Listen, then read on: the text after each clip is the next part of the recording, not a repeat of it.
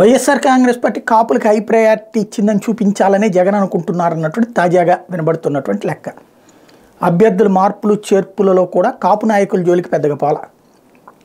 ఒక బలిజకి సంబంధించి ఆ చిత్తూరు శ్రీనివాస్కి సంబంధించింది కానీ తప్పించి మిగతాదంతా ఇప్పుడు అంబటి రాంబాబు అట్లాగే ఉన్నారు, మ్యాక్సిమం మిగతా వాళ్ళు అట్లాగే, లేకపోతే కొత్తగా ఇచ్చినటువంటి ఓవరాల్గా తెలుగుదేశం జనసేన కలిపి కాపులకు ఇచ్చే సీట్ల కంటే ఓ 2 సీట్లు ఎక్కువ జగనిస్తారు అన్నటువంటి వాళ్ళ పార్టీ వర్గాలు చెప్తుంది. అంటే ఇప్పటికే ఉన్నటువంటి వాళ్ళు లేదా ఇప్పుడు మార్పు చేర్పులు ఇవన్నీ లెక్కేసుకుంటే తెలుగుదేశం జనసేన కలిపి కాపులకి ఎన్ని ఇస్తాయో అంతకంటే 1, 2 ఎక్కువ ఉండేటటువంటి అవకాశం ఉంది అన్నటువంటిది.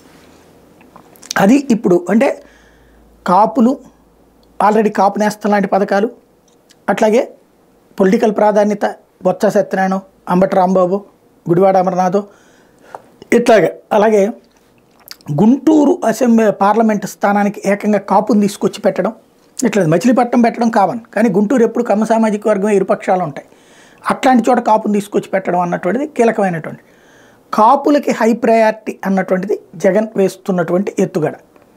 సక్సెస్ఫుల్గా చేయగలుగుతారా లేదా, ఆ కాన్సెప్ట్ మూలంగా కాపులు ఇటువైపు చూస్తారా, లేదా పవన్ కళ్యాణ్ మావాడు అక్కడ ఉన్నాడు కాబట్టి అని తెలుగుదేశం కూటమి వైపే చూస్తారా చూడాల్సి ఉంది.